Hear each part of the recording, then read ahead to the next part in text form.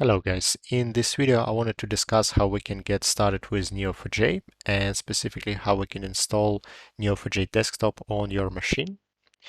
So as you can see, I'm already on neo4j.com website, and here we should click on Get Started button and select Neo4j desktop option. And here we have a download option. Let's click on it, and we'll need to fill out our first name, last name, email address and company. So I'm gonna fill out those details.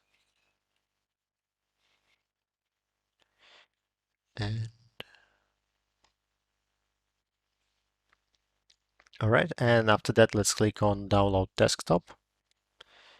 And I'm working on the Mac right now, but the process is the same for Windows. Yeah, the process is the same for either Windows, Linux, just going to be different file type, and then yeah, the installation itself is going to be the same. So as you can see here, we have the activation key, which we're going to use right now straight away after the download. Let's run the installed file. All right, and I think that should be it. We have, yep, Neo4j desktop. Let's see if it's working. Yeah, let's grant permissions.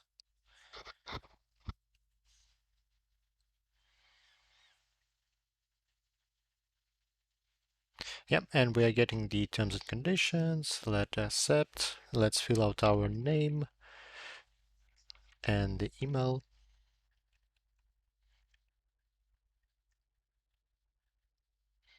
And have an organization and software key. So this is the activation key we got. Let's paste it here and click on activate. All right, so now the database will be installing, and I'm probably going to continue after the download is finished because it will take a few minutes.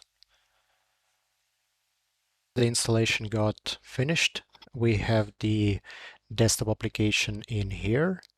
All right, and straight away Neo4j provides a practice database which is called movie database. And let me just go quickly through what we have available here in desktop option.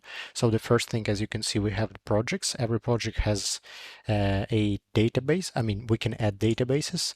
It can be a local or a remote connection. So for the local, we just need to specify the name and the password and then create. And that's, for example, this movie database is the local one. Or we can have a remote connection over Neo4j protocol or over Bolt, and then we specify the port if it's a local host, or it can be an external IP as well. And the other thing, we can add a file. For example, we can import a dump here and then use it to start a new database. For example, we have some files already imported here, and they were used to run this database, to create this database, I believe. All right, the other important thing is, so here we have a list of all the databases, and here we have graph apps, and we're going to use Neo4j browser to run Cypher queries and to view our database itself. There is a Bloom as well originally, so it used to view graph database as well, but without Cypher queries, and ETL tool is to, yeah, basically it's written here, input data from relation database into Neo4j. All right, and you can add more if you would like. You can just Google graph apps Neo4j, and there should be a first or second link. I believe is going to be the one which will show all the apps available. All right, so actually the most important thing will be is the Neo4j browser, but I'm going to show you a few more things. If we click on the database itself, we can see the details here and plugins, and we can upgrade. So one important thing is to add APOC, because we're going to definitely use it. And as you can see, it's written here, APOC consists about 450 procedures and functions. And yeah, to be honest with you, it's just tremendous amount of functionality which can be added by just installing this library. APOC stands for awesome procedures over cipher, and indeed they added some awesome procedures, for example, from creating all the nodes, labels, relations, for importing, exporting data, creating indexes, triggers, running cases, case functions, case statements.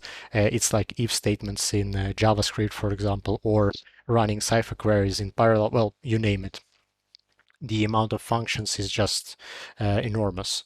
And the other thing is we can check settings, logs, open folder, create a dump, or remove database. All right, I think we are done with that. So let's start the database and view what we have in Neo4j browser. All right, as you can see, we got two operations were ran straight away. And what's cool about Neo4j browser is that we can basically run these operations in our command line and they will be executed, and we are getting the same information and the same one for the play start or for all the tutorials. And basically this command is for running our cipher queries. I'm going to show it to you now.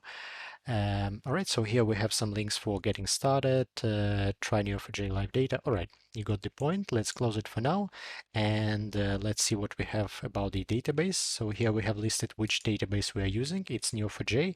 We have system as well, but we're not gonna touch it for now. Then we have our node labels. So we have movie and person, and relationships which we have between them, and property keys. I believe these are not all the keys which we have. I think these are just alphabetically, I guess, or these are the most popular, I mean by quantity, not sure. But nevertheless, let's check out our schema. We can run the command like this as well, and we're getting information about our schema. We got indexes, types of indexes, and other information, and we can visualize the schema as well by running call db schema visualization, as you can see, and we got the overview of the schema. Let's make it bigger, and let me just zoom it a bit, and here we can zoom it as well. So as you can see, we have a person node and a movie node, and the relationships, all the relationships which exist between them. So person can act in, reviewed, produced, wrote, directed a movie, and a person can follow another person, or he can follow himself. I mean, if he's lacks attention, I don't know, or a desperate person. But this is just overview of the schema. We can view it as a table as well, and here it will be in a JSON format. Let me just zoom it again, and it can be as a text or as a code. Here we can widen it.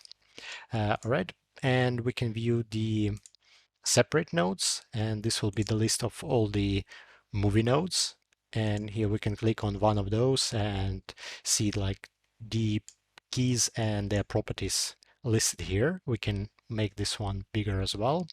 And if we click on this button, it will show all the relationships which it has. And as you can see, we have Tom Hanks as a person who acted in and directed things you do. And as well, Charlize Theron acted in this movie, and Liv Taylor. All right, so these are just some basics about schema and how to view the database. The other cool thing is that we have in the favorites already some basic queries, which we can use to see some examples. For example, we can click on movie graph, and yeah, we can just execute this command and it will trigger a movie graph tutorial, and we can click through it and it will show how to create this database, how to find data, query data, and etc., which is very good for beginners. This is where I started. So for example, we can click on one of those and it will be straight away copied into our command line, and we can execute it and get the information. All right, so for example, this query rounds matches all the nodes with name Cloud Atlas, which is going to be a movie node, but we don't specify it here. And we are looking for all the directors, and it returns director names. So it has quite a few directors. Nevertheless, you got the point. I think let's close this all for now. And what else we have here? So yeah, cipher files, not very important. And here we have basically the operations which we can run to trigger the guides. And yeah, we can click through them. Let me just zoom them a bit. So as well, here we have Cypher commands and the explanation what they are doing. And we can click on one of those and it will be copied as well, which is very, I don't know, looks very helpful and easy to use, and lots of information right out of the box.